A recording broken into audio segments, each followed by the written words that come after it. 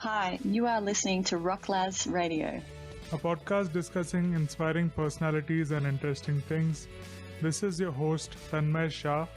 Tanmay is an India-based NFT artist and an entrepreneur with diverse business experience. This podcast is self-sponsored. The best way to support this show is to buy his art, NFTs. You can also become his patron. Kindly share this episode on socials and with your friends.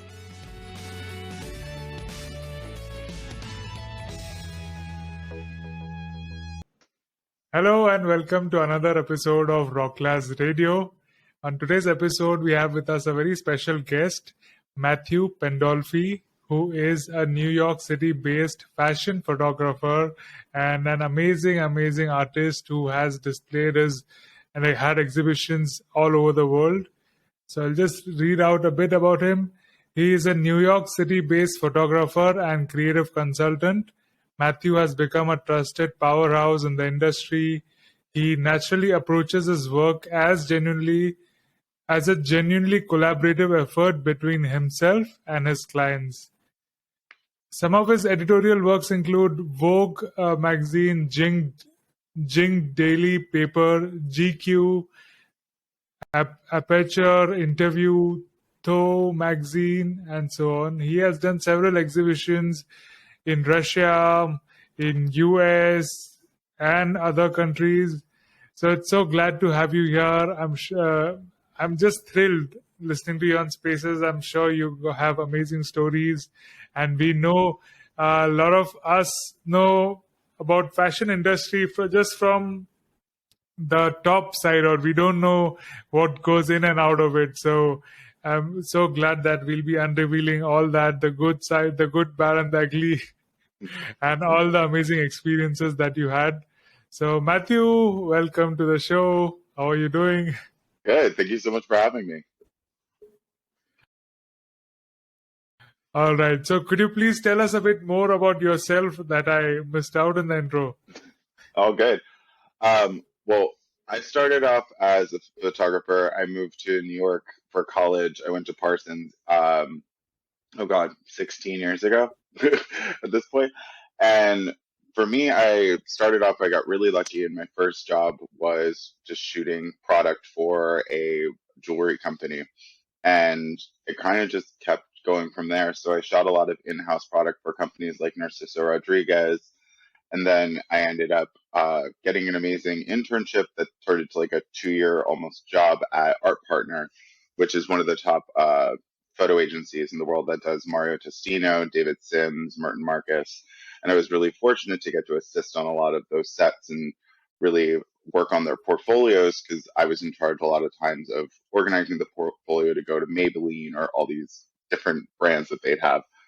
And for me, it was really getting to deep dive and learn a huge expanse of fashion. And I've been working professionally as a photographer, but most recently I've shifted into doing more Web3 consulting and more talking about digital fashion and luxury. And I just became the director of digital luxury and Web3 for Jing Daily, which is a Beijing-based media company that I'm really excited to collaborate with and to be able to sort of help them translate the two worlds now, because fashion is one of those things. And as a fashion photographer, I got really lucky early on that I got to work with so many different people and so many different sides of the industry, whether it was stylists or producers or designers or the models. And I've seen sort of how there's so much interplay and there's so many different industries that make up the fashion industry. So I found myself in this kind of world of seeing Web3 as this great opportunity for us to look at fashion in a different way and be able to look at a lot of the issues within it and how do we as a community start to solve it. I guess that's me in a little bit of a nutshell. Amazing. So how did Matthew become a photographer? What did you know since the beginning that you were going to be a photographer, or what or who inspired you? Well, my mom was an artist, and she did everything from painting to loom work to sculpture and pottery. She mostly did a lot of pottery towards the end. But for me, she kind of always gave me a camera, and I was always playing with like little point and shoots. And my first time doing photography was getting to shoot on a 4x5 camera at this summer camp that I was sent to. And I kind of fell in love being able to just communicate with other people through a lens. Because for me, I was a little bit socially awkward, and it was hard to sort of find that way to communicate or be able to jump in to get to know other kids. Because for me, I always gotten along better with an older crowd. My parents were much older, and so was my sister. So I grew up with a lot of like older adults around, and people my own age just didn't make sense back then. And I was really fortunate to get to play with a camera to sort of relate to the people around me and just sort of investigate my surroundings. That is so cool. So your mom also encouraged you to keep going on. Oh Uh, yeah. so you started out with the camera, but photographer can be of so many things. How did you center down to fashion?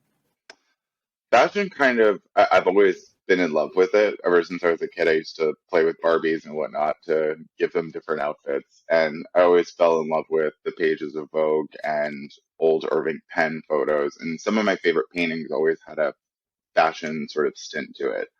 And then once I was in college, I was looking at whether I was going to go into the fine arts, and I went to Parsons, and there was a whole fashion track, and that wasn't necessarily my first thrust, but I kind of fell in love with it really quickly and was like, okay, I think this is the trajectory that I want to go because it was so much about collaboration.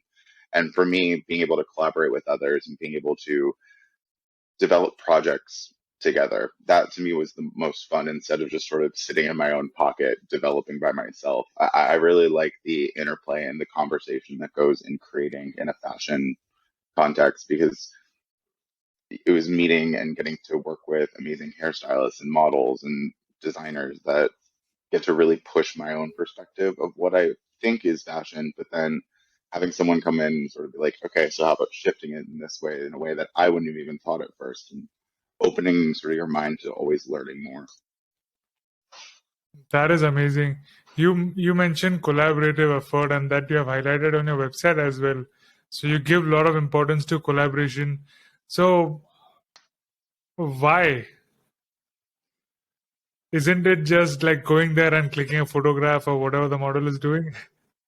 Not at all. Just I mean, collaborate. I mean, there are those days that are, it's pretty much that.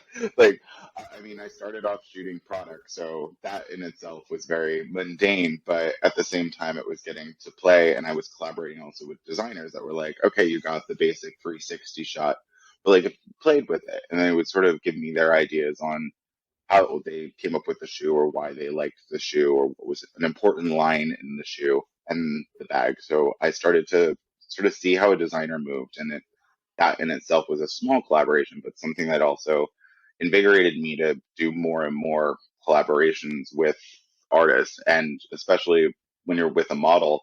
A lot of the time, like that's a huge collaboration, whether they're an active participant or not.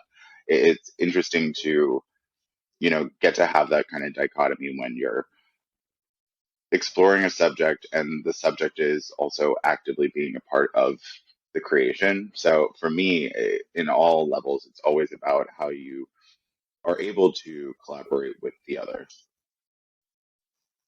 You talked about models. I'm sure making them comfortable and making them look their best is an important aspect of it. So how do you make sure that your models look their best in your photos? Oh, a good team. It really does come down to a good team. I've been on sets with some of the most beautiful models in the world, and if the hair and makeup team isn't right, it still can go left because you need the right people that can execute their job the best way. And that's why I always push collaboration so much, is because if you don't have the right stylist, the right hair and makeup person, the image doesn't reach its potential. And if you have those people that really invigorate your space and your creative voice and are able to, you know, build the image together, that really is something that I feel one elevates the entire image, but also elevates you as an artist. And you're always chasing it. You're always chasing that next collaboration that's really going to build.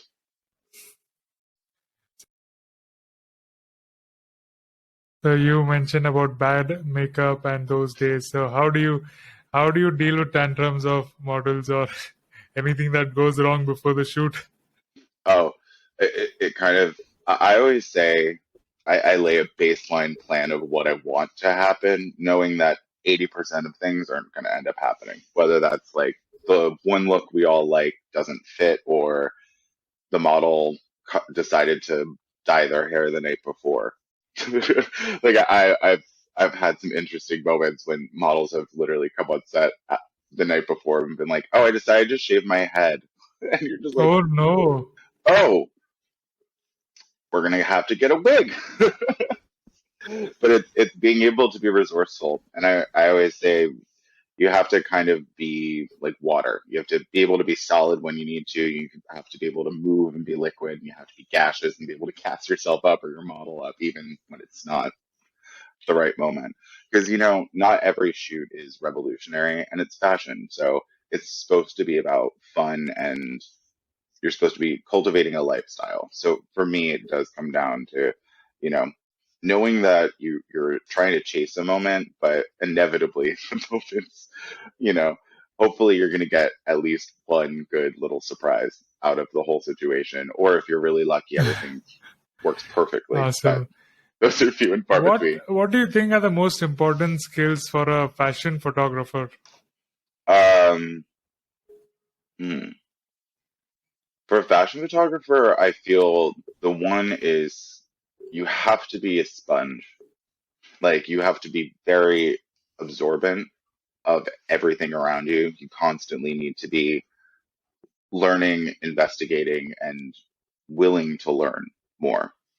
I feel like you always need to be constantly trying to find out the next thing or thinking ahead, because fashion is always you can't sit on just now, because even if you're with a company for 2 years, the season's going to change. The whole trajectory of things is going to shift very quickly. So it comes down to not necessarily your talent. Like you can be one of the best photographers in the world, but that doesn't mean you're going to keep the Gucci campaign for another 4 years, because no matter what, they're going to rebrand. And that's not in any way a negative on your craft or you as an artist, but you just have to know that your time is a wave. And in fashion, everyone has a season. And unless you're going to shift your perspective to meet those kind of perspectives in a way, like if you're trying to shift to what's trending, you can, but it's sitting in your niche and knowing how things are going to ebb and flow, and your space is going to find the different routes. But it does take time and the ability to say, take a lot of rejection, because the more people are going to tell you no, and you're going to learn from it, because I've been told no a ton of times, and it's each time I've kind of learned. I'm like, oh, it just wasn't the right brand for me. That wasn't the right vibe. Not saying that my work wasn't right or that theirs, but it wasn't the right mix. And then, but they might have suggested me because they were like, oh, I know somebody who could put like your work might make sense with. So it's about being very malleable to the whole situation, knowing that each situation is not the end all be all, because nothing is guaranteed in fashion. It's always looking to the next season, looking to the next evolution of where either your perspective is going to go or where the industry is moving. So is fashion photography also like an art, like an artist where they are usually have a particular style? So do you have a particular style and you look for brands who match with that style? Is it so? Is that your process? Definitely. Like I know I used to tailor portfolios for our partner, specifically to different brands, whether it was a cosmetic company that you want to tailor less of the more avant-garde side, rather than like an editorial client that's going to want to see something more, cool. So you always tailor it, but it's more of saying, I know how my niche or my skill set can apply to this brand. Like my work tends to be more melancholic, and I love more drama in an image, but that necessarily doesn't work well for, a happy-go-lucky lifestyle brand. But it's showing my work in a way that's being like, yeah, I know this is an edgier photo, the styling is different, but imagine this with your character, your personality, and your people, because that's going to change how like my style might actually give that little niche or that little shift to your brand that you might want. And it's kind of seeing how you can move the puzzle pieces around, if that makes any You sense. mentioned drama in the photos. So, would you like to take us through some of your Sure. photographs? Happy to. So, should I pull up your Instagram, or do you have any other links that we should go to? Oh yeah, it's a good one.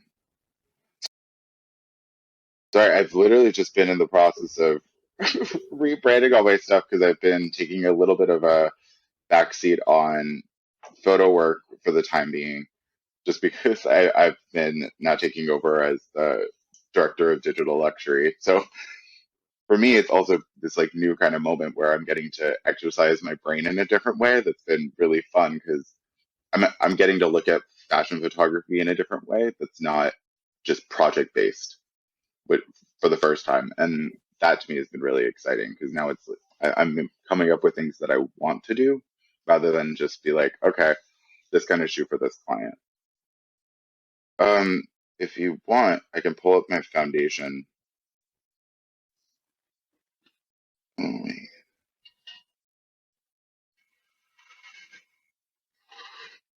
I really like your profile picture. The red is very strong, and I love that. Even I have a red in the backdrop. That's pretty cool. Sorry about that. Yeah, thank you. I oh my God, sorry. I'm trying to turn off my notifications on my phone. Sorry about that. Um, yeah, I got my red profile even came from my first project. It was my OpenSea drop with my friends Scarlett and Bruce, and I had it as my PFP because it was like, oh, we have to do our project as this when I first like got into NFTs, and and when it sold, I was like, oh crap, I need to like get a new picture. And that was the day I was like, okay, ran to the wall and was like, I need a quick photo of myself in a blazer that looks kind of like what I had at the PFP, so it doesn't make too much of a difference. So that's how the red picture came and has now lived in infamy. It is perfect. I see you have two more photos with that style of models, of course.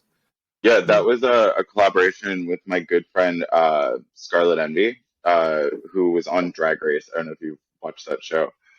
But we did this collaboration in the middle of Corona with my partner Bruce, who's an amazing stylist, and we were just stuck in the house and had no ability to go anywhere. We were in lockdown in Brooklyn, and I got really fortunate that Bruce was working for this vintage archive at the time that lent us these incredible archival pieces.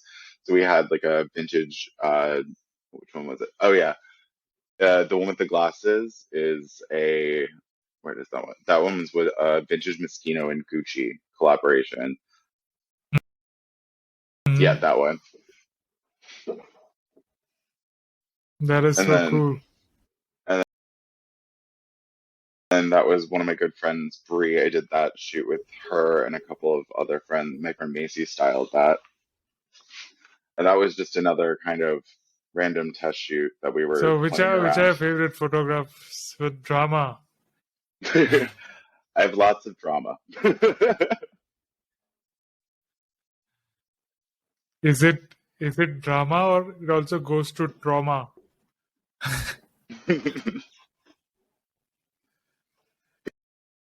Yeah, a lot of my work, I'm really into very graphic shapes and sort of being able to capture a mood. Like I definitely like sitting in a mood and playing around with sort of the old guard techniques and then sort of that my love for vintage. So anytime that I get to kind of recreate in my mind some of the old iconic either paintings or photographs that I've seen, that's where my mind immediately goes. Like I've always drawn to things that make me feel like Penn's World or uh, Avedon. Always like those are kind of influences that I love to draw from as much as I can. This is so cool. Oh, This that's one one? that I I did that for First Dibs magazine. Hmm. Even this one, I have seen something like this in your foundation. Let me pull up the foundation as well. Yeah, that was First, a collaboration with my good friend Casey. Yeah, uh, really exciting. He just won an Emmy the other night for costume design for a show called We're Here. I think it's We're Here. wow. Yeah, which is really exciting because this was another one that we did in the middle of the pandemic, and Casey developed that entire ghillie suit out of zip ties that he bought from Home Depot and hand dip dyed and created this like wild movement performance piece. And that's So another many one of the, different colors.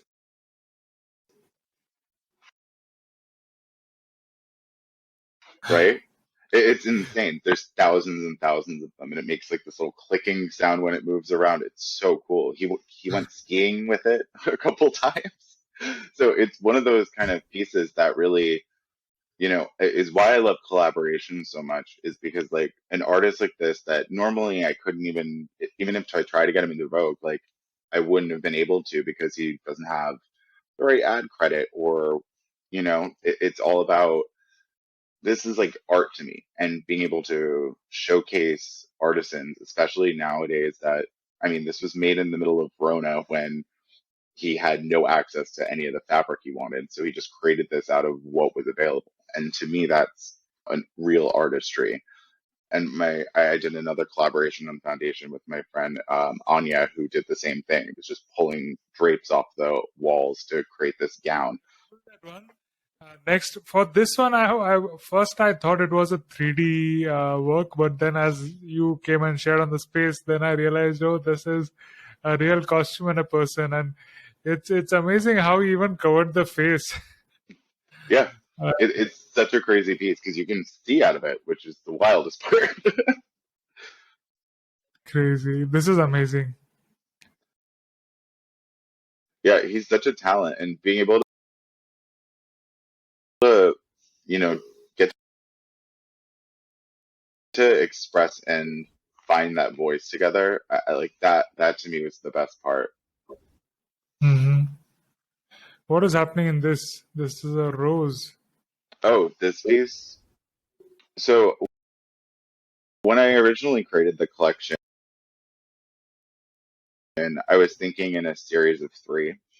And for me, a lot of my work is about collaboration, but this one in particular was in a period of time right after my mother had passed away that I was trying to do everything by myself and was in just a very dark period before I sort of got used to the idea of being uncomfortable to evolve. And for me, this piece really just has this kind of feeling of that broken down hard shell of the outside, but you kind of protect after the layers. Like you're scarred on the outside, but the inside is still like protected. And for me, it was sort of getting through that hard period and being able to meet different groups of people, especially Casey and my friend Anya, who really brought me into communities that I found home in and was out of my comfort zone, but finding my voice in a different way and a confidence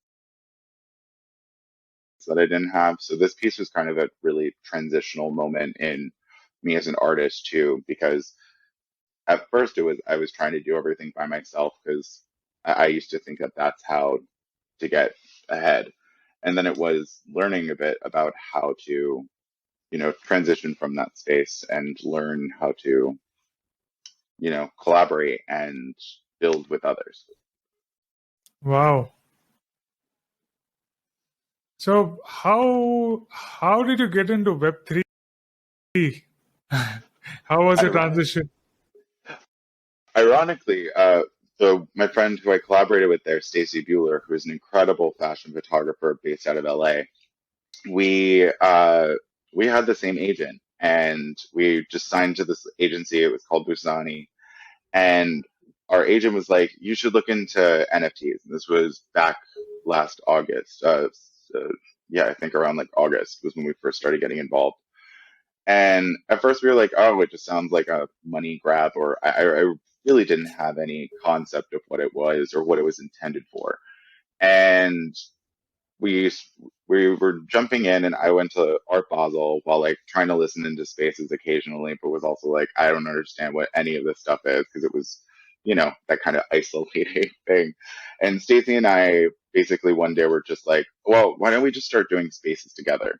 Because I want to talk about fashion, and hopefully there's someone else there, and I don't really like any of these spaces that we're sitting in. So we just started hosting spaces, and I was down in Palm Beach. Yeah, I was in Miami and Palm Beach at that point, and Omicron was happening, so I got locked in the house there. And I was like, I'm gonna stay here because I'm not going back to Brooklyn. I'm like, I'm not doing another lockdown potentially in Brooklyn because we all went crazy the last time. So we decided, me and my partner decided to stay down there, and I just really jumped into spaces with Stacy. We were doing like a 48-hour space on our first drop together because we also were like getting to see this world, and we're like, oh wow, fashion needs an NFT in the space because so much of what we do is collaboration, and our models and our entire teams deserve equity in us creating. And for us to be able to have a system and being able to look at the blockchain as something that says you can give royalties to the creators of this piece. Like just the fact that the model is now able to be included to me really changes the paradigm of how I can give back to my subject because it's a partnership in a lot of ways, especially when you're a portrait photographer, like I do a lot. It really is, you're selling someone's image, and I can pay them for, the rights and whatnot, and legally, cool. But ethically, I think there's a different level to it, and you didn't have this kind of an option before. And I think it fundamentally can structure things differently because I've literally had friends that are on billboards that have had to move back home because they can't afford rent, and it's heartbreaking to see brilliant creatives and models that honestly, like, if they had the finances to stay in the industry, they probably would. But, it's the luck of the draw in New York, too. And to change that kind of structure where, if I take a photo of you and I sell it as an NFT, you can gain royalties if it sells and resells. And to have that kind of a structure of financial independence for models that doesn't necessarily keep them beholden to agencies and whatnot, I think is something that really I'm drawn to in what Web3 was. And it was not just to me looking at fashion as this vapid thing anymore. It was people trying to make fundamental changes, whether that's including even just having indigenous tribes in the conversation of fashion. I know there's a project out there called uh, Indigenous Women Fighters, which is an incredible project that, is really trying to re-educate an entire populace on, you know, the indigenous people's culture, and for us to like actually learn the culture from a global perspective. And I think this is a really beautiful moment when we can start to right a lot of the wrongs in an industry that has maybe not evolved at the scale or the way it should. And everyone hasn't been brought to the table. And I think that this is an opportunity for us globally to say, how do we shift the conversation about fashion and who is a part of the conversation and what is the way to go forward in a way that's not just the privileged few. I mean, anyone who has an access to a phone right now is privileged, but just the idea that we have the ability to democratize education of information, I think is really going to shift us fundamentally in an industry that, you know, I feel needs that bit of love and care. Absolutely. I met a fashion photographer from India who I wanted to convey the benefits of Web3 and NFTs and try to onboard her. She has come in, she just joined Twitter so far, but she had a lot of concerns with models and legalities or ethics in minting NFT that have been already clicked many years ago. So, what are your suggestions in that situation? Well, for me, it's all about communication with the subjects because legally you have certain rights as the image taker, and if you've if you've done your contracts right? When you've done the shots, you should be like you're in the rights to do it. It's more of an ethical conversation in Web3, I think, because I know a lot of people that do street photography that are trying to shift how they photograph, anyone on the street, because there is an equivocation there too. Like you need to start thinking about how subjects have equity in an image. And I always say if you don't have access, because for me, going back through my archive when I was first trying to figure out what I wanted to put on Web3 as like a drop, I was like, I have years and years of work, but in the context of that, I don't necessarily have the access to some of the models' information anymore. Like a lot of them moved out of the country or aren't modeling or not interested in anything, and I can't get access to them. So I've put those on the back burner, but I've also sort of thought of it in a way that's like, okay, the easiest way is uh, do a breakdown however you see a breakdown, and then put the money aside if it sells, and keep it aside for X amount of years. And if you can't get in touch with them or they can't claim it, I always say donate that to a charity in their name, or keep it aside in infinitum. That So is a very interesting solution for that. because I feel like there's always a chance that that person's going to reach out, because if it becomes an infamous image and keeps selling for millions of dollars, hey, guess what? Someone's going to be like, hey, where's my check? But there's very little protections for the team behind the the artist in a lot of ways. And I'm always thinking about how to include everyone in the conversation, because where we succeed is in how we work together and build together. I wanted to ask you about your glamorous moments in the fashion industry. Can you share a couple of stories? There's been some entertaining ones. Oh, probably one of the most ridiculous moments was I got to be on set with Glenn Lutchford and Karen Elson for V Magazine, and we were shooting her for it was her album was coming out, and I was sitting there and they had a raven on set, and I was just sitting between, like, it was the year that the Armadillo McQueen shoes came out. So I'm sitting between like racks of crazy clothes, and Karen Elson's just playing on a guitar, and she was married to Jack White at the time. And they were the nicest people, just sitting there, just relaxing and like jamming. And I'm a huge White Stripes fan, so, and also I'm a huge fan of her music. So it's kind of just like getting to listen to two of my favorite musicians just jamming, and then the raven just lands on my head, and I'm getting to just sit there with a glamorous raven while they're playing music, and I'm supposed to be second assistant on this set. So it was one of the most like preposterous, but like I wasn't mad at it. Oh, and then I ended up running into Martha Stewart in the lobby, and she told me she liked my shoes, and I will never forget that. You should have recorded that audio and made it an NFT. Oh, I mean, I would kill, kill for Martha. I grew up doing crafts with my mother to Martha, and then when Martha Stewart was done, we'd finish doing the craft while watching, oh God, what was it? Dr. Quinn, Medicine Woman. I don't know if that's dating myself back, but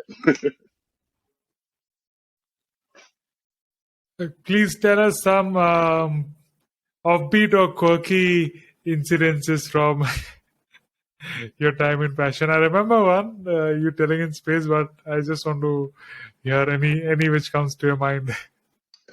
it was at the time the mirror. I'd used the mirrors for a shoot. I had so one of the crazier moments was was very early in my career, and was like one of my first bigger clients, and I didn't have the money to afford to rent the equipment I really needed, and I had like one light I managed to buy offline, and I brought it to the set. I didn't have any backup bulbs, and the whole thing just sparks and dies within the first couple tests. And the head of the company came in and was standing there and like was waiting to see what I was like going to start shooting, and I'm like, oh crap, I have to figure this out like immediately. I have no idea what I'm going to do, and then I realized I'm like, okay, I can bounce light like an Egyptian because there was one window in the entire room. So I took all the mirrors in the room from like the hair and makeup stand, and I was basically bouncing light like an old Egyptian thing to bounce onto the screen to then take these shots. And I didn't think it was going to sell. I thought they were going to be like, "You're fired immediately." But the head of the company literally turns to me and goes, "Oh, I love this. This is innovative, and I like how this is giving this light." I'm like, "Yeah, that's what I was thinking that the whole time. It just looked too normal with strobes." It was one of those moments that I'm like, I got away, and it's also what we were talking about before. It's like you have to be ready for anything to fail. 'Cause in that situation, I was doomed. Awesome. So yeah, I'm seeing a photo of Zuko, and yeah, that looks like very antique. One second, let me With just. Anya. Yeah, this one. Oh yeah. So that's my friend who Anya Nees. She's a Lebanese drag queen who helped really start the entire queer scene out of Lebanon. And Anya also used to be one of the head designers at Ellie Saab, but they had to flee because of unrest there. And this was another one during Corona where it was me and Anya's incredible group of Lebanese artisans that literally were pulling drapes off the walls, uh, turning curtains into that full gown. They made the headpiece fully out of an old chandelier that they had lying around. And we were doing it for a magazine called Michele out of Lebanon. And it was just this really beautiful moment that we were talking about our references and the things that we were kind of thinking of in these like surrealist worlds, kind of looking through the looking glass, but through a kind of 30s, 20s decayed vibe, because we all were in that kind of mental headspace. We're all like, we feel decadent, but everything, like, we can't leave the house. We have no reason to do anything. We would just randomly, like, I was living with a drag queen, so they would just be getting dressed up to do their lives in the living room. So they were in glorious regalia that was thrown together out of nothing, like held together with duct tape and safety pins and a prayer, lots of hot glue and glitter. And we were kind of just sitting around in the living room, but you just have the live where they had to do their performance and just sitting around just on our phones after. And it's just this kind of moment of just seeing that decadence, but also the decay. Like we just were really connected with that. So that piece to me was a really fun collaboration to one just get to create a world together because they all just came over and we're like, we're gonna put these plates we have these drapes. This is part of an old dress, so we're just gonna drape it in the back. It was so much fun because we just This had to is make it in our living room.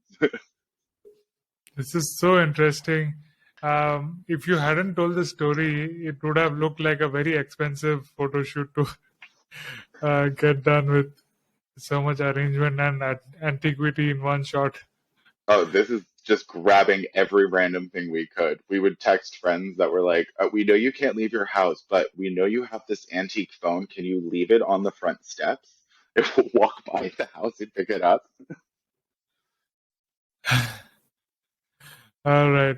So let's talk about some bad and ugly things that we don't really get to know about the fashion industry. The outsiders don't get to know. Oops, sorry. Drop my earphone. Well, the fashion industry is just can be very cruel. I mean, there is very little forgiveness. I know my mother passed away, and I was in the middle of one of the bigger jobs in my career, and I wasn't able to finish the whole job, and I had hired people to like fill in for me and whatnot, but ended up getting blacklisted for a couple of years because I didn't follow through on a project, and the head of the company was sore that I couldn't do it, even though I feel that I had a justifiable reason for being in the hospital with my mother.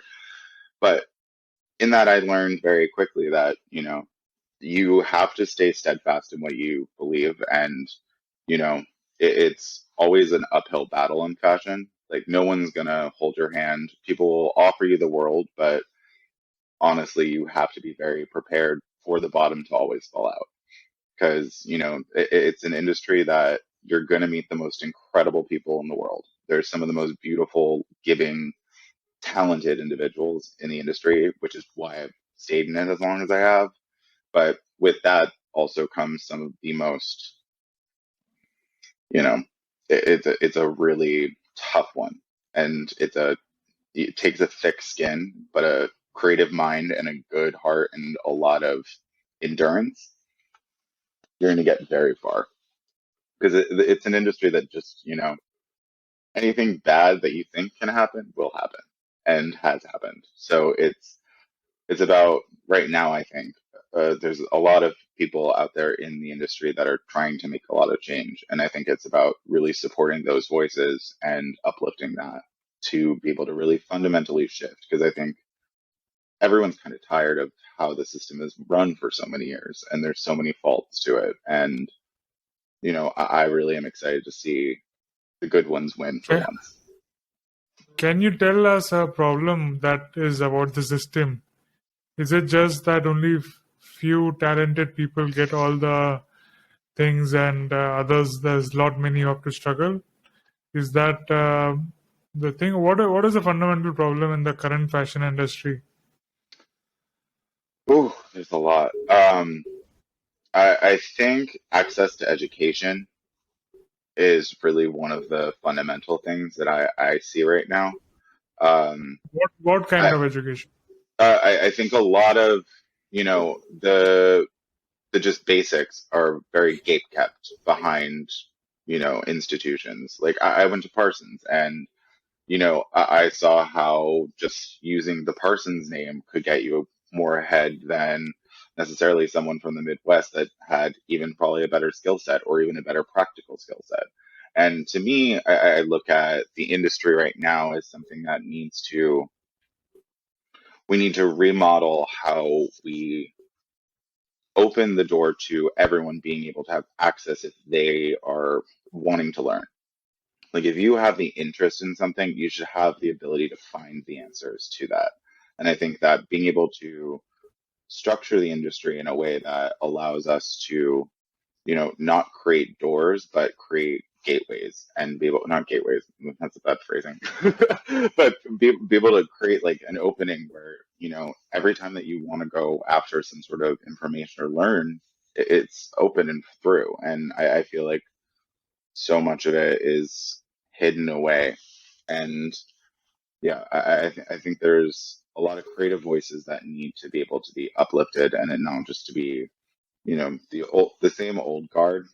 And that's not discounting the old guard. It's more so looking at it as how do we all evolve and how do we expand what is? Because I think that everyone is at a point now where fashion is getting a little stale and people are really desperate to see what's going to be next. And I think Web3 is a great place for that because I think it's the first time imagination is endless. And even with things like AI generation, being able to just shift even what we perceive as possible, I'm really interested to see where the innovators of the future are going to take us because I think a lot of the systemic issues right now, like there's production, there's education, so much of it is, all about access. And I think that finding ways to democratize access in luxury and in fashion is important because it's about creating a space that is, you know, you want to dream of.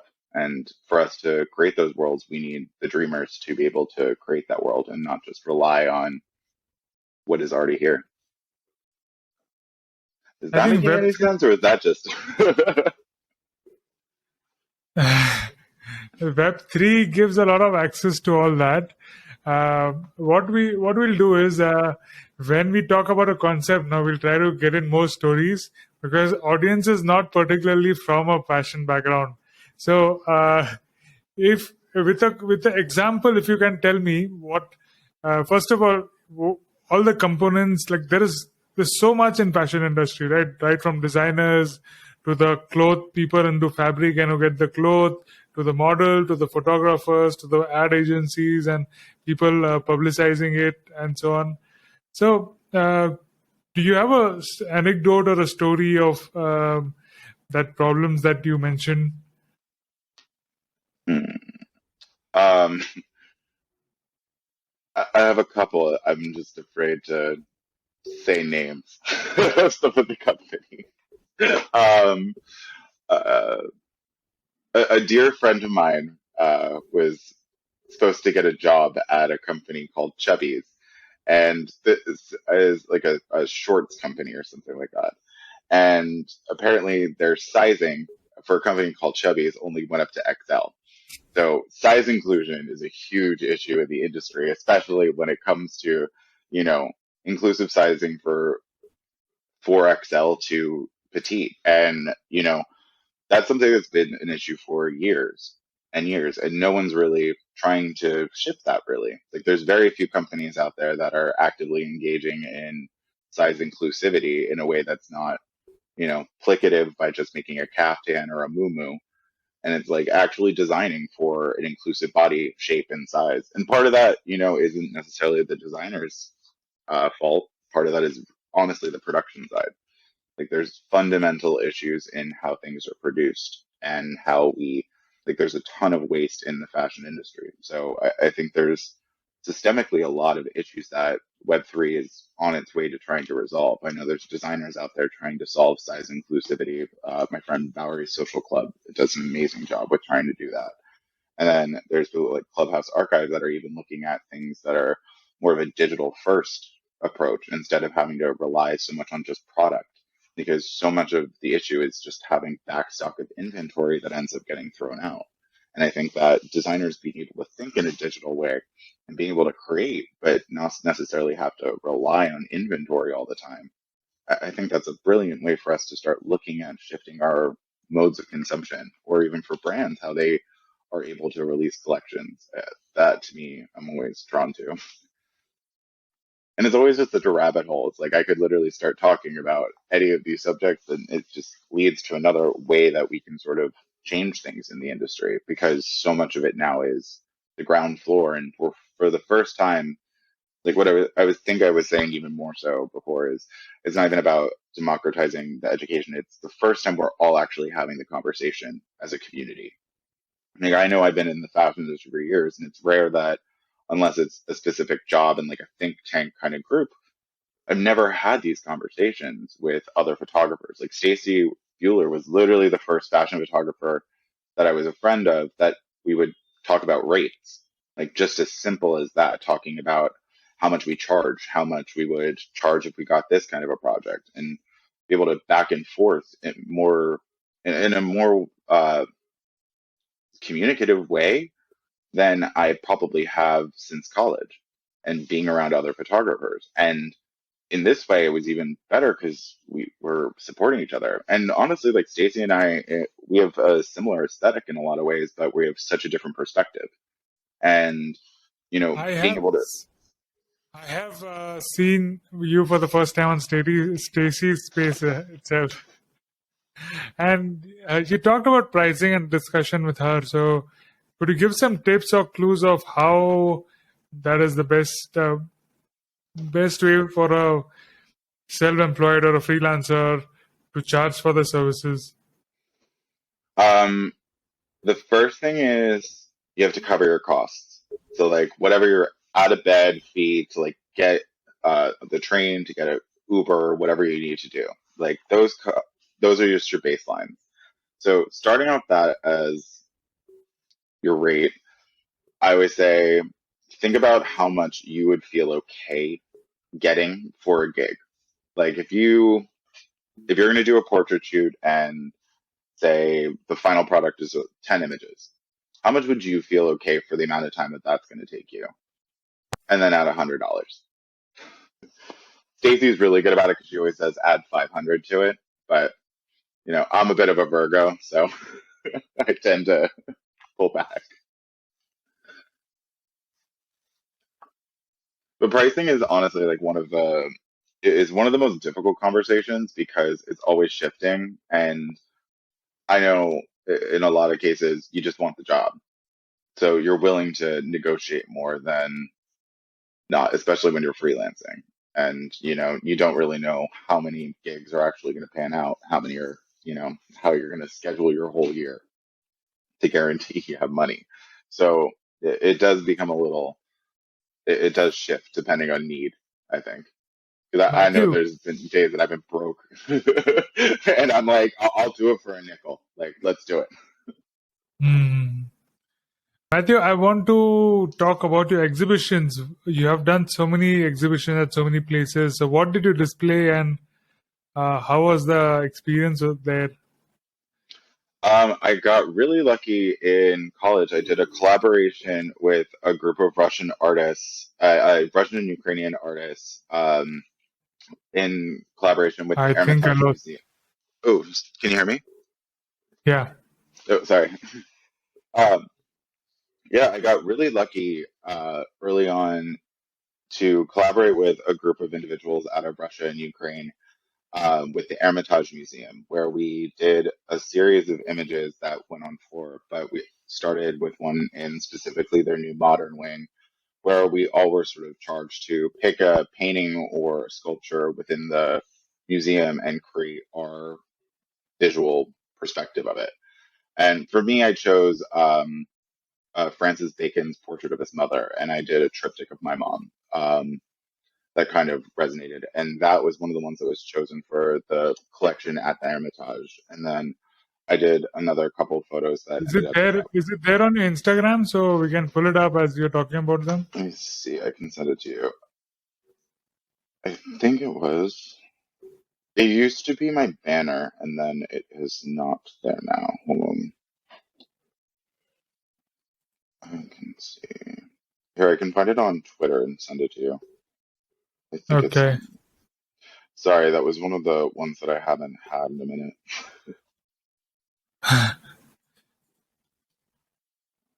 Or you can also screen share Oh, if it is easier for you. oh God. Are you on a what device are you using? I'm on a little laptop. Yeah, so there is a screen share option near the cam, mic, and leave options I in don't the think I have bottom. that. In Yeah, the hold bottom on. of I the don't think I even have that on this computer. Hold on. Sorry.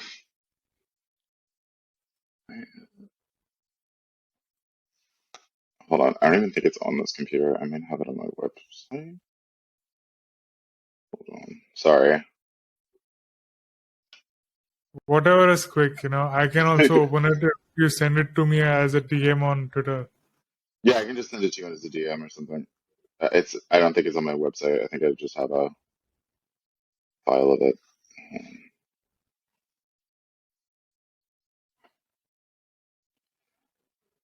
That's the one thing about being a photographer. You have millions and millions of files of folders.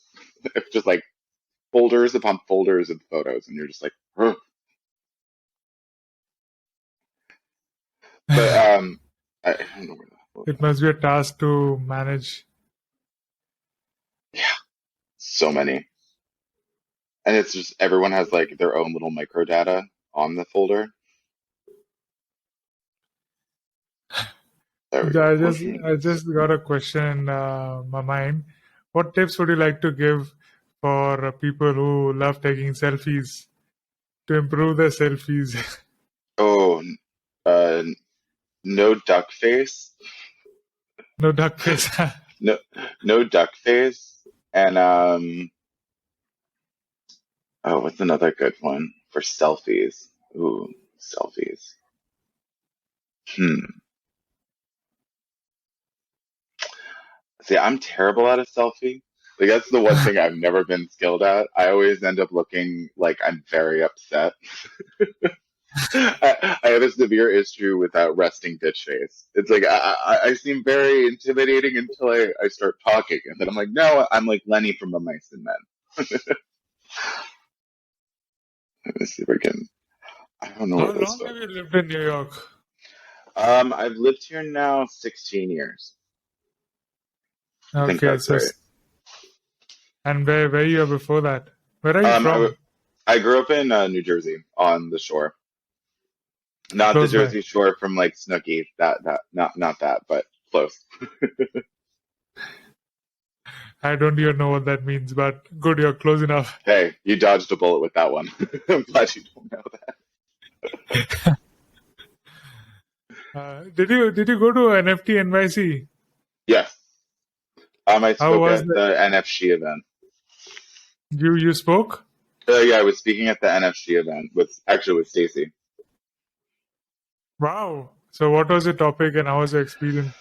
We were talking about community and fashion and sort of how to develop community and how important nowadays building out your niche in community is, especially for luxury brands coming into the space. Because so much of what is happening is people being able to, you know, there's the potential for all these companies and these different individuals within the space to have the potential to be the next supreme in a lot of ways. Like every brand's going to want to collaborate with you because you have a niche and you have this, community that is active. Like I'll say the NFT community, the participants under each project, it's crazy to see that kind of brand loyalty and community building within its own little microcosm. So I think there's a ton of opportunity right now for brands to see that, active community and not just, bot followers to be able to say I have 100,000, but it's like you could really substantively build a company off of a lot of these smaller, projects that even have just 20K followers in there that honestly engage more than some of the projects with like over 100,000 or something. Like that to me is where I'm really, really drawn into the way that we as a community have such a focus and a power. Like even just how quickly things were shifted with the Tiffany and Punk's collaboration, and how like that community really was like Yeah. beginning to see Tiffany change. made a pendant of the crypto punk. I seen that. It, it Yeah, was it was it was crazy. But it's also, this is an interesting new, testing ground for all of us. Like we're all in sort of uncharted waters, and I think it's amazing that it's a communicative space about that. Everyone is open to talk about whether it's their successes or their failures. And it's how we're all as a community learning from one another in a way that I don't think we've addressed a community this way. We haven't had these kind of discussions as a group of individuals globally trying to fundamentally try something. It to so. me is a new kind of experiment that I'm really in love with. When you mention about brands and communities, are you referring to brands starting their own communities or tying up with people who already are active and have their own communities? Oh, both.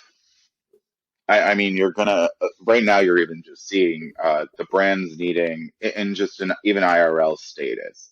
Like, look at all the collaborations in the last year that Adidas has done with Balenciaga or oh, sorry, loud neighbors. Uh, when you're looking at the major brands like Gucci and how they're collaborating with Roblox and how you have what is it? They did La So can you Flora. tell what has happened with Gucci and the person Uh, you named? So Gucci's doing a couple different things. They entered into Roblox and they created Gucci Town, as well as they built out a secondary part for their Flora, which is their new fragrance. That's uh, who is it? Miley Cyrus is the face of the new campaign, and she is going to be a avatar in the Roblox metaverse for Gucci Town. So That's so it's cool. So you're seeing these brands, like these big brands coming into, and also seeing the importance of gaming. Like right now, we're really at a moment where gaming holds a lot of the keys for almost every sector of Web3, because they're going to be the ones dealing with interoperability in the way that all of the fashion designers creating digital garments are going to need to engage with. And then on top of that, you have even the photographers. Excuse me. We're going to need that access and the ability to sort of work through worlds, be able to showcase our work in these digitalized spaces. And I think it's important for us to, learn from one another and communicate again, as a community to sort of problem solve, because all of us have spent a lot of time in our own pockets. We've all lived for, you know, in our photo circle or in our painter circle or in our designer bubble. We've all lived in our bubbles, but it's now about how to expand our bubble and bring other people in and have those cross sections really fundamentally create a tapestry that we can build on. Because I think we've all isolated ourselves for long enough. It's about how do we learn to communicate better and how do we learn to learn.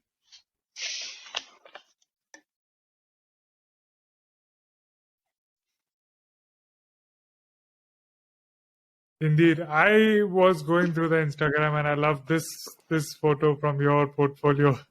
Oh, thank you. That's my friend Franz Kloskin. He's an incredible painter and sculptor, also performance artist, I think. But he's wild, and that was a really amazing portrait we got to do. This Yeah, is the that was same person. yeah, that was Wow. in my old studio in Gramercy. So about NFT NYC, how was the whole event and oh, Overall, it was a lot.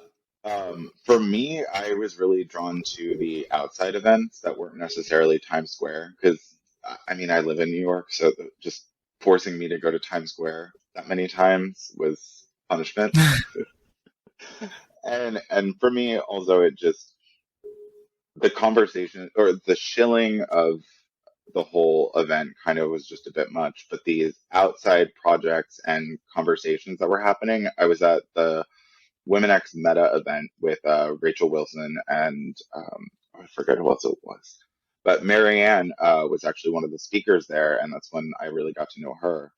And honestly, it was one of the most incredible groups of individuals getting together to really talk about fundamental problems, whether it was from uh, how do you bring technology into schools? Because I didn't even know how, even though we have a concept of, sorry if I'm rambling on, but it's like I didn't even know that kids these days don't really use computers as much as they're used to a cell phone. So their literacy for how to use technology as far as the computer software is very limited because their only interaction with technology is through a phone. So it's re-educating because I didn't even know that like that's not in schools. Like I barely had computer classes, but that was because that was the dawn of time and we were still using chiseled tablets.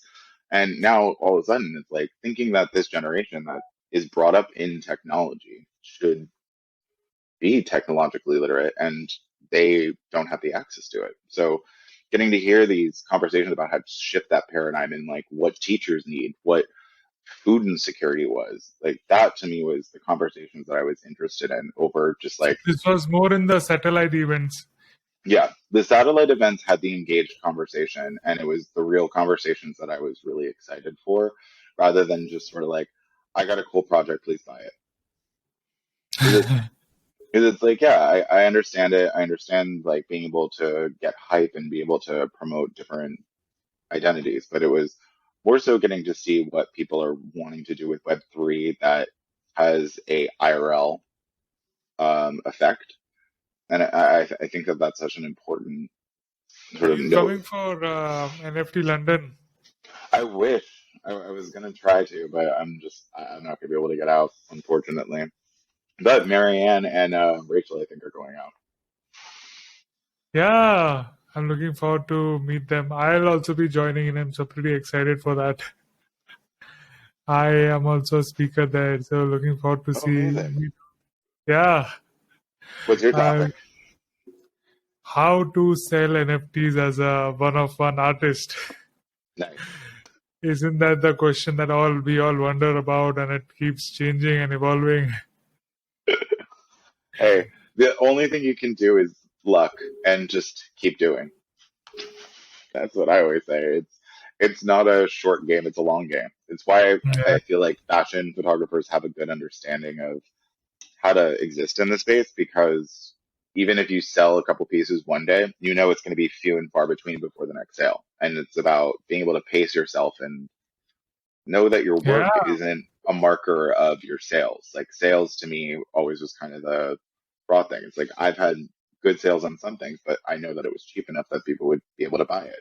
But the price that I want to set my work at to like actually sell the way I'd want it to, it fundamentally didn't make sense to me because it's like I shouldn't be selling an NFT when I can be making the royalty for the image for the same price that I'd be selling the infinite rights as a digital asset.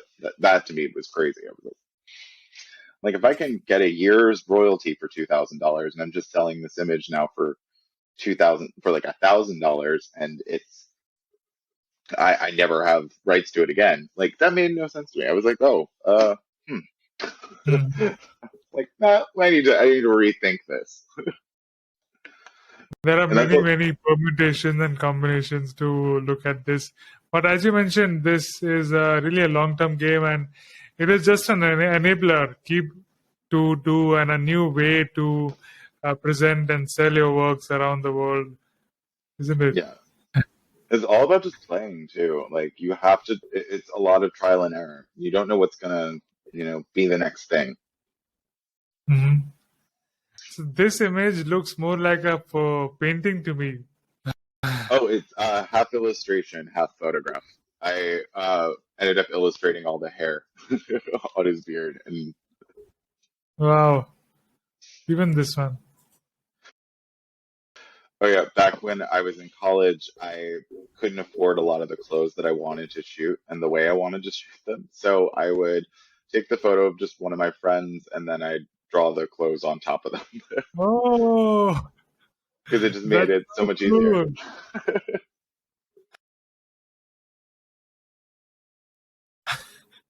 That's a cool crux we got out of this podcast. So Again, these it's are all like about being crafty. 390 weeks old. These are quite old photographs. Oh, that's the triptych right there. Oh, I didn't even realize it was on here. The triptych right there next to right under the Chanel bottle. That's the one I was talking about at the Hermitage Museum. This one. Yes. So can you tell the backstory of this, or you called it as cryptic, right? Yeah. So it's three photographs that sit together in one frame. So the premise of it was we were collaborating with a group of artists out of Russia and Ukraine, and we were charged to pick a painting or sculpture in the Hermitage Museum. And I picked the triptych that Francis Bacon did of his mother, and I tried to sort of capture the same energy of his, as well as sort of my mother hated her photo being taken. So I was like, oh, this might actually work because for me, it was about capturing that sort of elusive quality and that kind of tension in a way that still expressed my mom's character, but also, had that sort of surrealist uh, dis- disorientation because she also would not like being photographed. And it's a matter of me finding that sort of dance and play to convey her in a way, but also to resonate the ideas behind Bacon's work. Very interesting.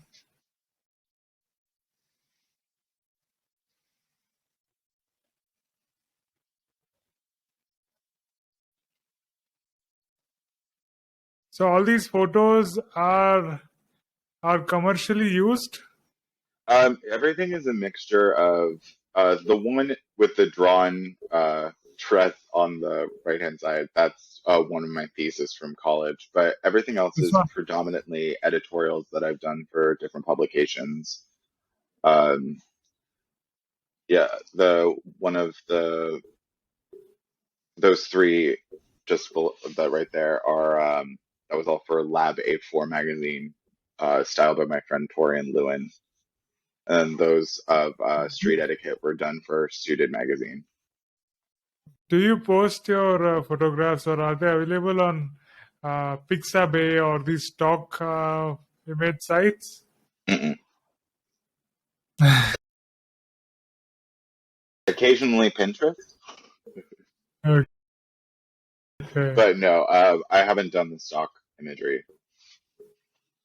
I've been really lucky that a lot of my stuff I've just done editorially, and either from working in-house at different companies and either doing like creative development with them, I've gotten pulled onto different projects, or I've just had personal relationships with some of the designers.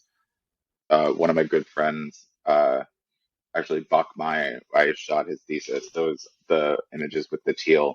That was his thesis collection in college, and he recently just he just launched his own brand that's doing really, really well right now. So I'm really In excited. the editorial photos, what is the process? Do you get an order that they want something like this in the composition, and then you go look out for the model and then set up everything, or do you start clicking a photo and then finding the right uh, collect? I mean, the right publisher or the right project for it. It's a lot of pitching mood boards.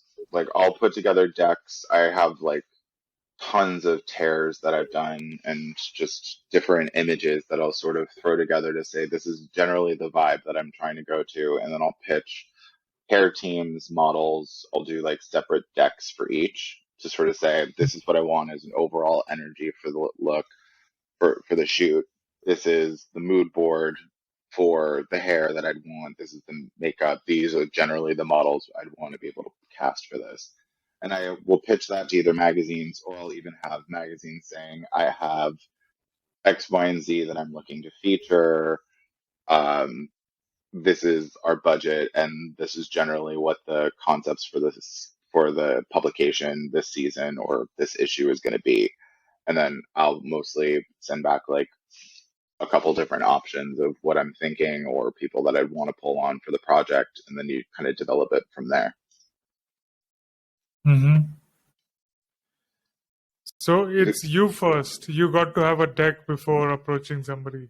Yeah, well, there's sometimes that publications will reach out to you, but a lot of it is just submission based because a lot of the times too, especially for if you're coming up in the industry, you're gonna mostly be doing the whole shoot on your dime and then submitting it to different publications, and hopefully you'll have enough ad credits to be able to get into a good publication. But for the most part, that's the most difficult aspect.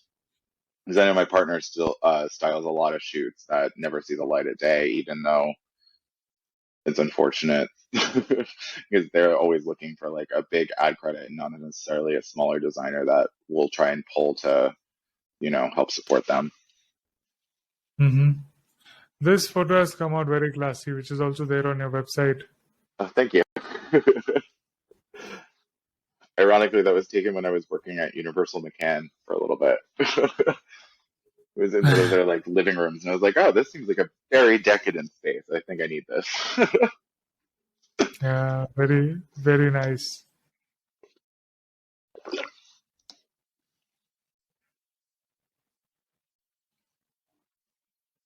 And for me, a lot of the time, I'm pulling a lot of historical images, and there's always images just in the back of my head that I've seen over the years that I kind of go back to and kind of like to dance back and forth with. So, what is the best part and the worst part about being a fashion photographer? The best part is honestly the shoot and getting to collaborate, and like the relaxing part of the editing when you're already comfortable with everything and you're like, okay, I got the shots. That's the best part. Not having the shot for me yet is the worst. Like I'm a stress case in my first couple minutes of the shoot because I'm like, I need that one shot that I can just be like, okay, I got it, or I got something. I need that, or else I go crazy.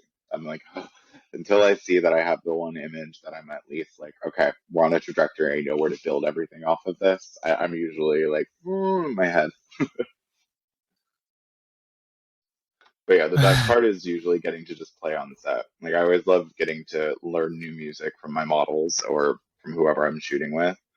Because, Mm-hmm. there's always someone that comes in and is like, hey, can I put on this song? And I'm like, please, because I'll probably not know who it is. And all of a sudden I'll be like, oh, now they're on my Spotify.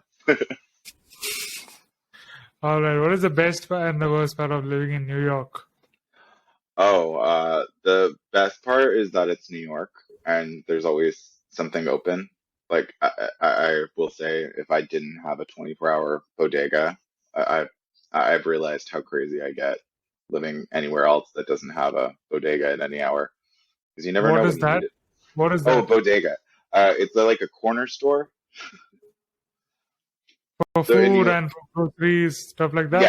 yeah, yeah, pretty much any random thing that you can imagine is just in a bodega. Any like you'll see top ramen, and it'll most likely be next to like a lovely nativity Like a candle. 7-Eleven. Yeah, Like a 7-Eleven. yeah, just not as clean or structured. It's very haphazard usually. There's always a cat usually involved in there. There's an Cat. obscure there's an obscure amount of food. There are just like odd groceries. You'll have anything from like really expensive cookies to like Hostess cupcakes. Everything's a So little overpriced. you get to eat anything at any time in New York. So that's the best Exactly. part. Yeah. What is the worst part? This looks like Adele.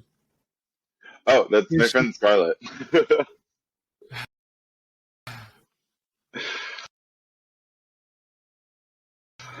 And you Wait, got a really good scarlet color on her.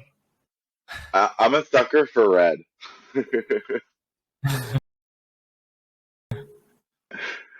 But the Wonderful. worst thing about living in New York, summer. Summer, Summers in New I York thought are summer hell. was a good. I thought summer was a good part of New York because there's a lot of winter there, right? See, some people don't like the cold, but I say put on a sweater. For me, I think shivering burns calories, so I'm more than happy to be a little bit cold. Uh, for the most part, I just can't do the summer. I feel like I'm a snail leaving a trail of sweat as Why? I go. Why? I'm just not built for the heat. Okay. Like in New York, you have to live in an AC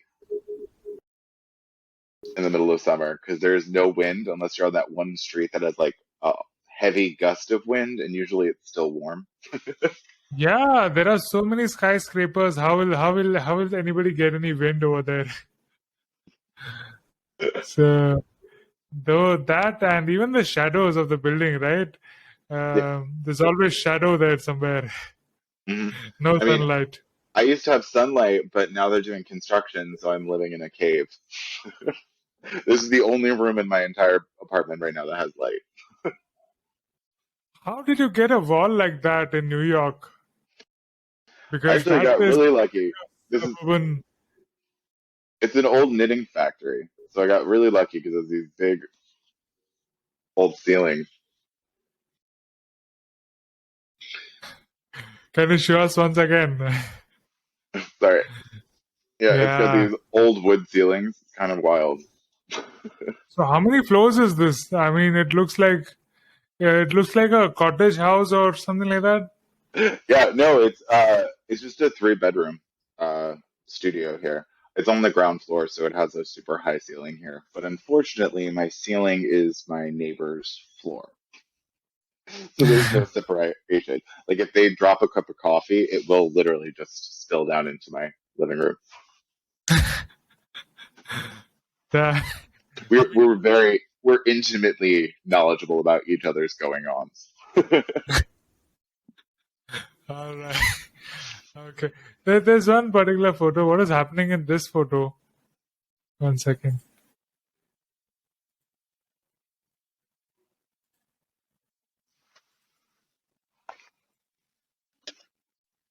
What is happening in this photo? Oh, so that's one of my dear friend, Mia Wright Ross is an incredible leather designer out of New York.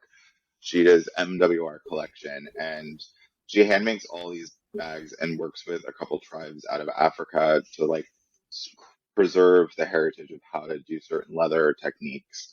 And she's an incredible artisan, and I think she's actually an artist in resident at Parsons right now. But we had met back in college, and she's just been Why one of is it these. why is it nude to promote leather? I mean, I didn't. So understand. the model is Life de Silva, who it was for me a lot of it is about, a natural body and natural skins and about the natural form without it being manipulated and it being its raw self. So for this, being able to collaborate with Life, who is an incredible life model, which ironically her name is Life, but Life does this is just an incredible mover, and we wanted to sort of capture this energy of, you know, clean and just pure, and the ability to, dance with each other. That was like one of the most fun collaborations because Inter- she's one of those people that, like, when you have someone in front of your camera that just dances, like it just they move through the space and just you feel like you're able to move with them. That's always such an exciting part. Very interesting. Even this, I love the expression in this. It looks like she's singing. Oh yeah, that's Diva Mahal, who's an incredible musician. I shot that for Suited magazine, and I asked her what her favorite song was, and she was singing. I think it was oh gosh, Braxton, Tony Braxton. So it was her just getting to sing, and it was one of those moments where I just easiest shoot I probably ever did was just letting her sing and just shoot away. It was so much fun. She's so much in the flow. Look at the.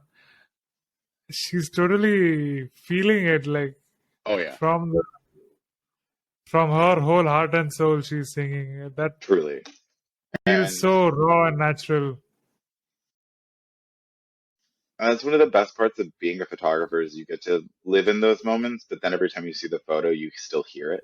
Like I can still hear that moment and like feel that kind of energy because it's like I was right there next to her and she's just belting this out, and it was just your own private concert. I think that's always something I really love about portrait photography is you get a lot of those intimate moments with some people that you never expect to, and we got to have just like a beautiful connection for that moment. And yeah, it was really special. Very interesting. So, what are some of your fun memories from childhood? Oh God. Fond memories from childhood. Fun, Uh, fun. oh, fun. um, there was a time I went and lived on a lighthouse, and I did a summer program out in the Bay of Fundy where I played Live with house, whales. like a It live was a boat. like a lighthouse. I was living out by a lighthouse Lighthouse. Okay. in the Bay of Fundy, and I was counting puffins, which are Counting what? small little. I was counting puffins, small little birds, because I was in a moment when I really was thinking about going to school to become a nature photographer, because that was a brief moment in my life that I was like, I'm going to do this. So I went to like a science, like a marine biology program, living on this lighthouse up in the middle of Nova Scotia, to which I counted puffins, but I'm really dyslexic, and I also have a very short attention span for documenting how many puffins were in front of me when there are thousands of them. So I might have been a reason that the numbers were off that year, but I did come up with a lot of fun little stories for them because I would just write, I was like, Bill and Harriet are fighting again over fish. And that was my summer watching puffins. Very interesting. So, what tools do you use for post production and editing? Mostly Photoshop and Bridge, and then a little bit of Lightroom here and there. Kind of just What whatever is the project. What was that? what is Bridge? Adobe Bridge. It's just Okay. one of the editing uh, for raw format. It's just an easy adjustment. I like it when I'm doing sort of quicker stuff.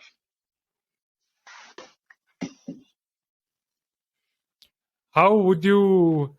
How can we onboard more non-creator, non-crypto people to Web3 or NFTs, specifically NFTs?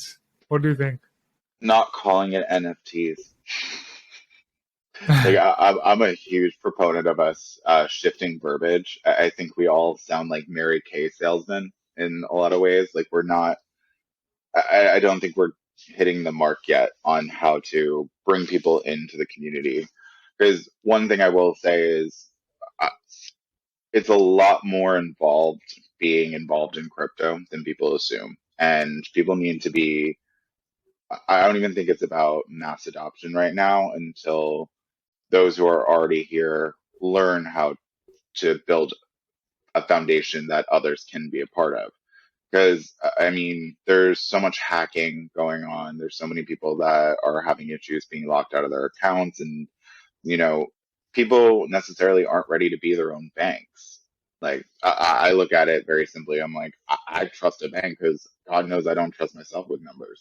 So it's thinking in this new kind of way, it's like, oh, we need to really fundamentally be prepared for this as an entire industry in a different way. Like it's not just the simplicity of being able to buy and sell things in a crypto manner.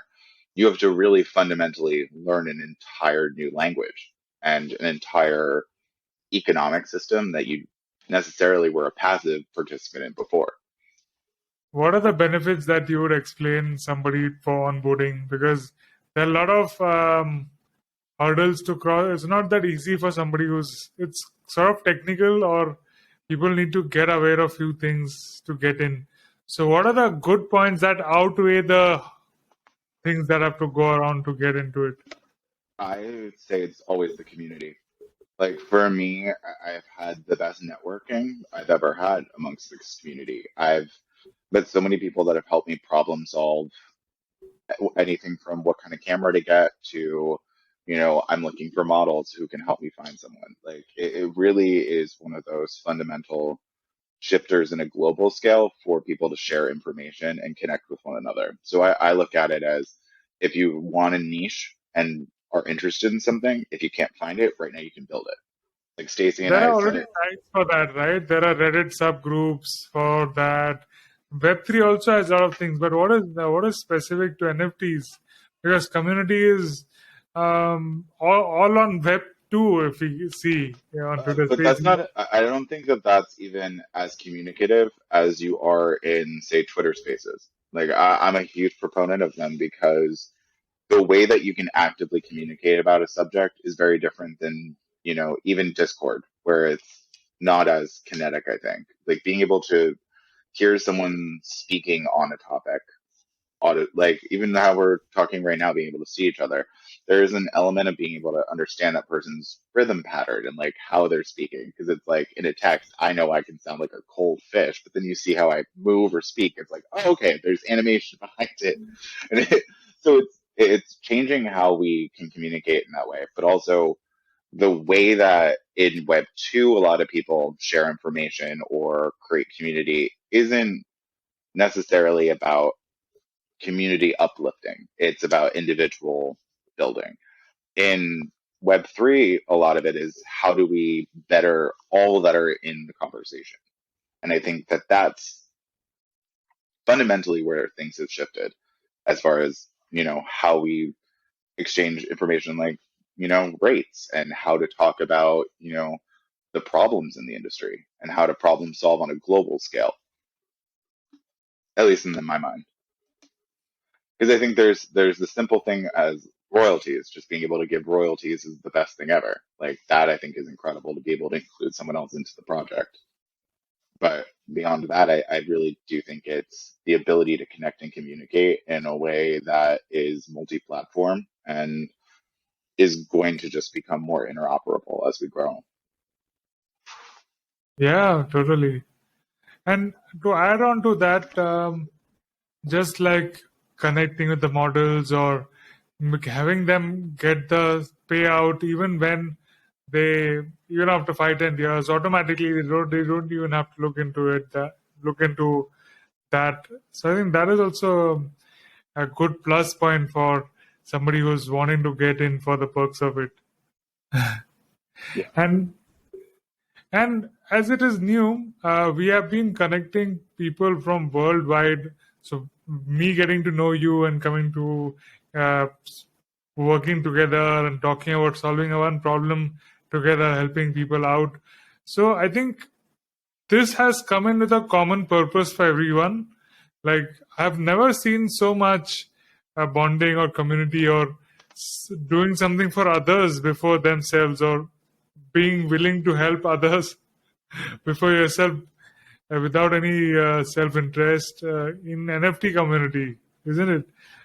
I think a lot of it comes from a lot of the individuals that have jumped into this space have, exhausted a lot of the groundwork that is happening in the real world. Like, we've gone through the bullshit of the industries that we're in, whether it's fashion or tech or wherever you're at. Like, we've all, I feel, in Web3 have seen the worst side of things and are trying to look for another route. And for me, I know it really opened my eyes to sort of, being able to see how you can really change a global connection.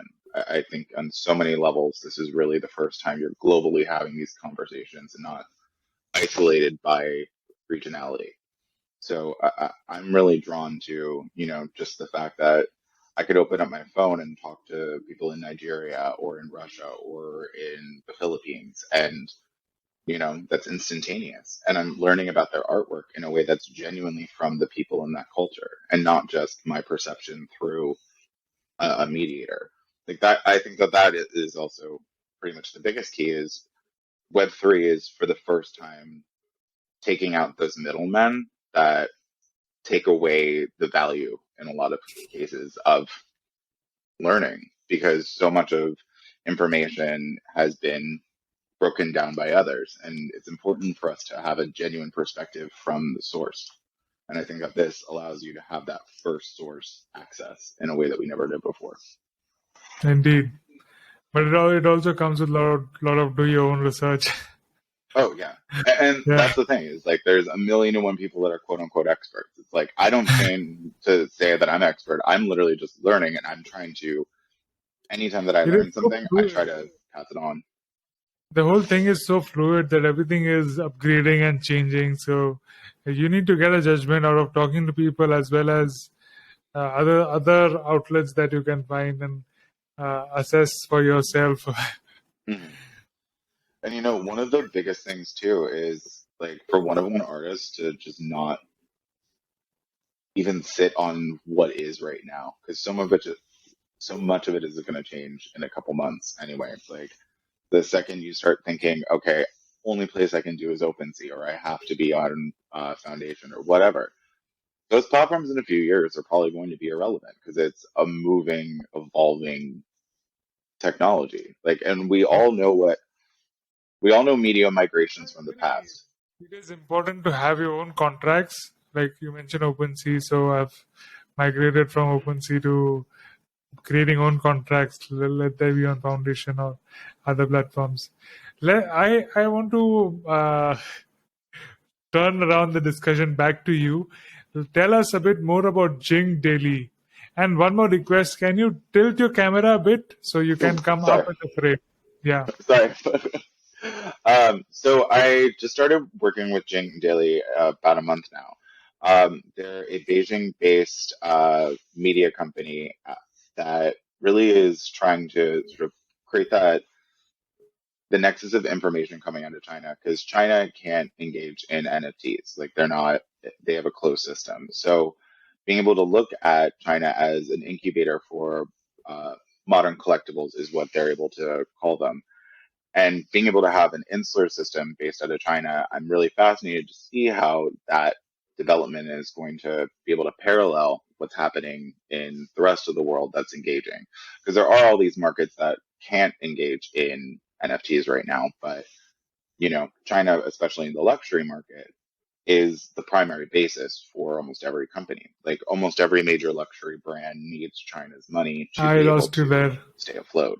So it's how do you engage in a system when we're having these new parallels between NFTs, modern collectibles, whether you're going to directly engage in China, how you can engage in China, and trying to, my position right now as the director of digital luxury is trying to shift everything into a structure where we can really have an open dialogue and trying to make NFTs a new conversation in a global perspective. What is digital luxury? Digital luxury is basically anything from uh, digital garments, or Artifact. Do you know RFTK, the company that Nike had acquired? Yeah, what about that? So, digital luxury is essentially looking at anything that is operating in the digital sphere in luxury. So, whether it's digital fashion garments or digital printed or 3D printed accessories, there's a lot of different involvement, especially with luxury brands right now, trying to integrate into the space, especially with, like, I always use the reference of the earliest digital garment that was ever sold was years ago. I think it was World of Warcraft, and it was a skin for a horse, or like a costume for a horse. And that was one of the first sold digital garments. And, this younger generation understands what a digitalized object is better than we do, or anyone contemporarily does, because they understand buying on like Fortnite or in Roblox, buying different skins. And that is it. Hold on one second. I'm getting one second.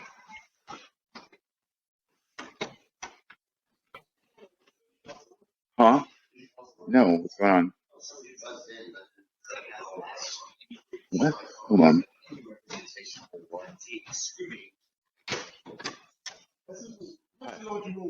The laundry room? Fifth floor. Yeah.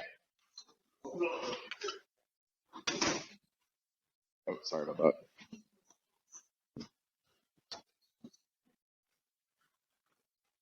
Sorry about that.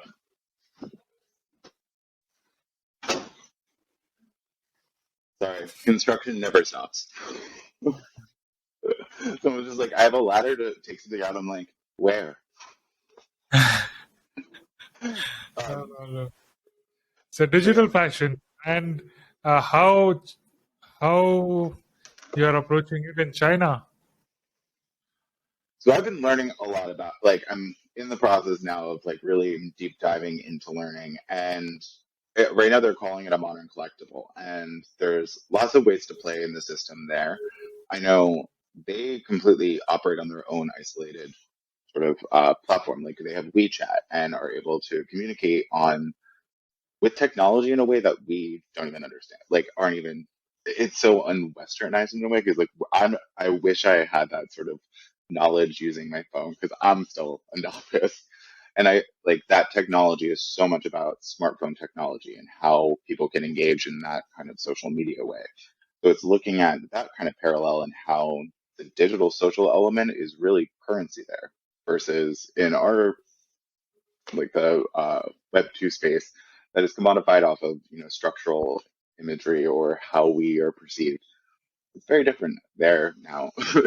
So it's all in a constant evolution, and I'm more curious to see how it all sort of washes right now, if that makes any sense. Very interesting. Let's Yeah, see because how it there's been a lot evolves. of crackdown, so a lot of the technology is still in flux. What are your favorite fashion brands? Ooh, I'm a sucker for Tom Brown, and I truly love what John Galliano has been doing over at Margiela. Um, who else? Oh, I mean, I will love what's happening over at Schiaparelli. I think that that's really exciting work. Um, yeah, that's kind of my top ones right now. Well, I hadn't heard any single of these names before, so I'm going to Google it later on, but I'm sure the fashion lovers listening to the show know what you are talking about. Gotcha. All right. So, do you plan to go to Beijing? Hopefully, I'm hoping to. Right now, I'm literally just based out of New York, trying to get all of this together and in the development phase. So, fingers crossed, I'll be over there soon. Although I need to get over to London first. I miss London. So did you meet Gary Vee? I haven't met New Gary York? Vee yet. There's so many people in New York. New Truly. York reminds New York also reminds me of that vlogger, mm, Casey Neistat. Casey Neistat, have you heard? He makes vlogs of his own. Uh, it is just a person living his life and recording it himself Hmm. every day and trying to make something interesting out of that. It's so many things. Um, I think New York is like Mumbai, where people come for their dreams, like from outside, and it's a cultural hub, I guess, Hmm. for a lot of things. I've heard great things about Mumbai. So when are you coming down? I don't know. I need to get I need to get out of here. I've spent most of my time between here and New York and Miami lately. Miami is one of the most progressive cities in crypto. I heard their podcast on Freakonomics, and their mayor is like, "Do you want to be the capital of crypto and NFTs in the world?" I mean, based off of our Basel last year, I'm not surprised. It was definitely one of the biggest aspects of things. And, it is a very entertaining city. How would you compare Art Basel with new NFT NYC? Oh, our Basel's, well, I mean, it's about the same. You sit in about the same amount of traffic. The only difference is the nightlife is probably a little bit better in Miami right now. And there's more space to do things. Although my favorite thing always at Art Basel is watching everyone with the really expensive sport cars sitting basically in a parking lot the entire time because you're just going down the one avenue and it's a mile an hour and the cars are just stalling out and God help them if a rainstorm happens because then they'll just start floating. Right. So, Matthew, what has, from your experience in life, what are a couple of tips that you want to share with our viewers? That's something that you learned, took a lot of time to learn, but when you learned it, it was like a revolution. It took me a long time to learn how to Or fail. if you say that this is something somebody should have told me. Oh yeah, is fail often. Like you need to fail so you can learn. Like for me, I'm a perfectionist in a lot of ways, so learning to fail was one of the hardest things for me because you need to learn to not like not be the best because that helps you learn how to do better and how to evolve because so much of what being an artist is making mistakes and learning from them and because some of those mistakes can be happy accidents and that truly is one of the keys to being a creative and being able to work on your feet because when something goes wrong you're going to potentially learn something that you never thought you were going to have the potential to learn or just be able to see I some don't know, things it's from a just different. me or like many a times you just froze. Oh, did it?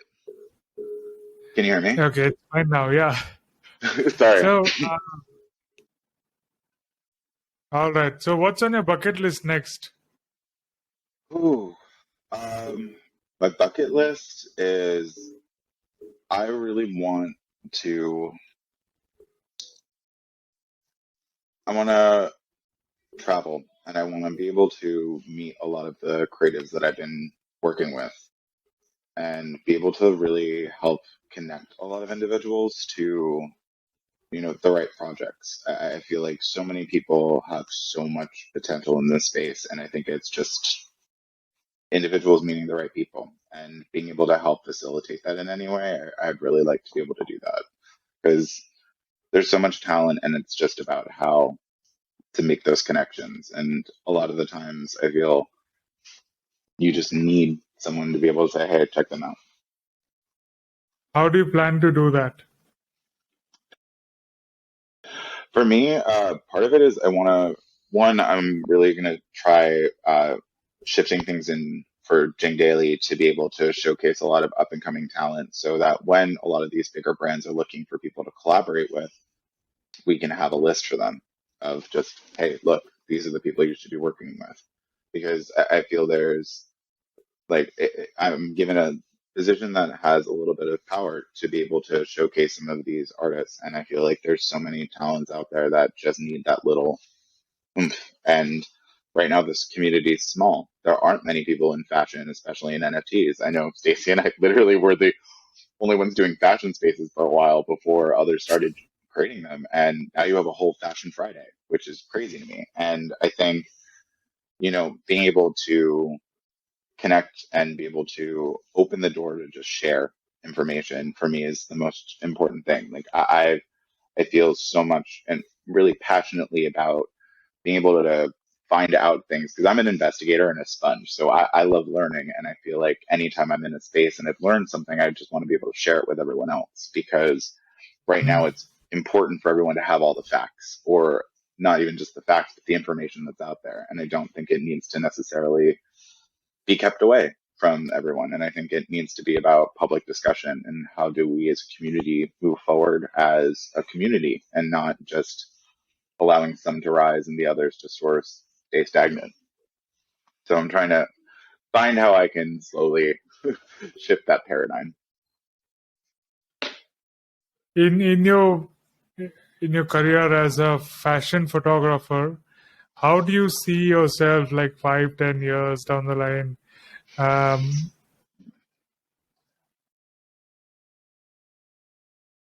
I'm excited to just do projects that I want to do. Like I've spent so many years shooting for clients in different companies. I'm excited to shoot with the people that I want to shoot with and the subjects that I want to shoot. And I'm excited to start developing it how I want to because I really want to create my vision and it genuinely be my perspective and on all the sides that I want to do it because I want it to shift somewhat into film and be able to help like develop and direct those kind of things. I feel is where I really want to go with that because yeah, for me, I'm enjoying also being able to take a step back from working predominantly as like an active photographer and be able to be an artist again with it when I want to because Matthew, I miss that. who are the 3 people, living or dead, whom you would like to have lunch with? Ooh, it's a good one. Um, ooh. Bette Midler. Um, oh God,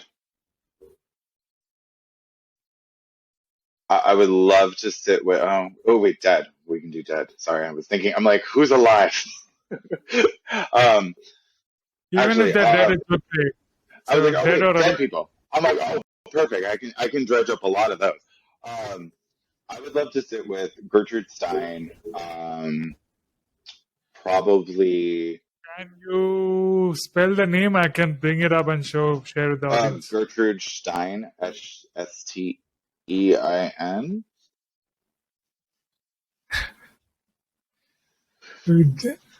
Grudridge. Gertrude, Gertrude. Let me double check spelling. Is that? What is it? Are they a photographer? No, they were an art. They were a muse as well as a connector of artists. They lived in the. What was that? She was around Gertrude Stein. Gertrude Stein. Gertrudesteinstein.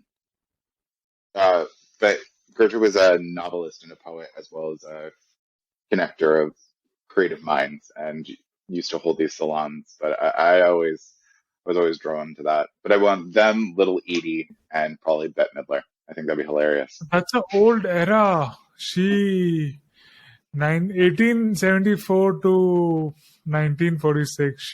That's her life. That's a long back. I like a good throwback. So why?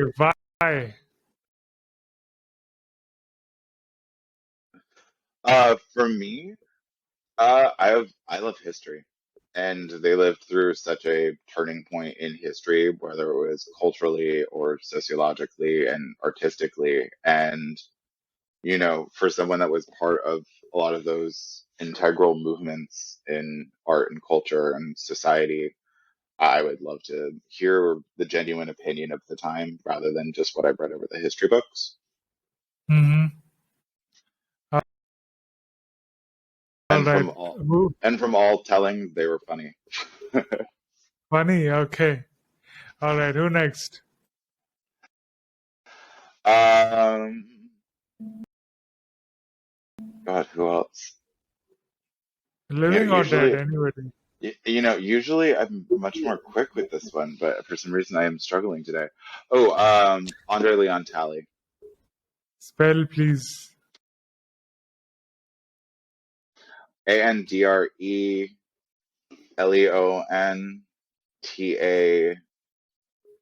Yeah, top one.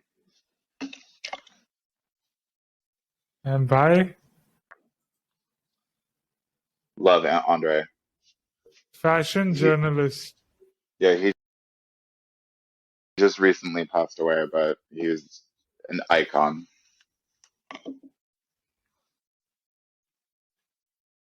So why? What would you talk to them? Uh, Brilliant fashion mind.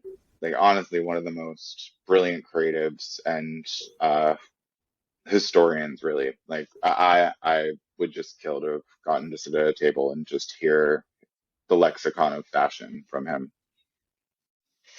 Uh-huh. All Ooh, right. ooh, and my third would probably be actually Elsa Schiaparelli. How would we spell that? Elsa, Elsa, Oh God, how am I not spelling this right? Schiaparelli,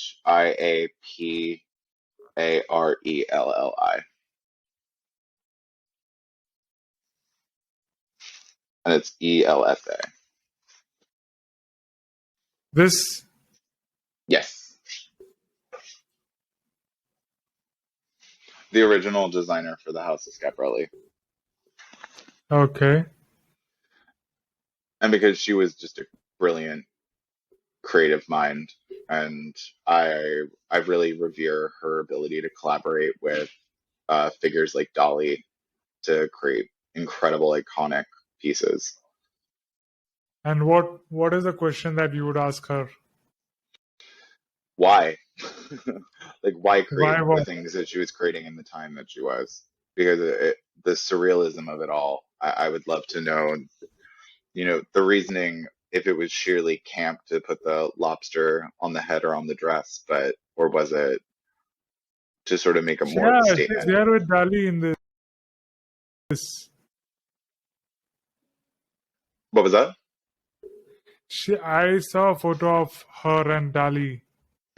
Yeah, they used to collaborate a lot. Like, that's one of the Okay. things that I love about the heritage of the House of Schiaparelli is that so much of it is in collaboration with artisans, and I love what that house can do. All right. Awesome.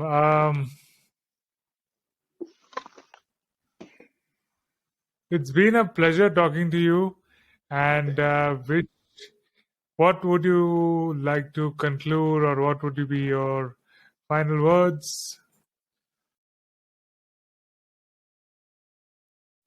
Just thank you so much for having me. This has been a pleasure. I love talking fashion and art with you. Yeah, I don't really get occasion like this where I talk fashion and art for such a long time. So because personally, I wear very simple. I know I don't go much for shopping, but I like the beauty aspect of it, like how the personalities improve or how people look different with just different designs and clothes on, and the mood that is captured with that photograph at that point. That intrigues me. Not the fashion as like, okay, I bought this today and this is of that brand. So yeah, I am not into that kind of discussion.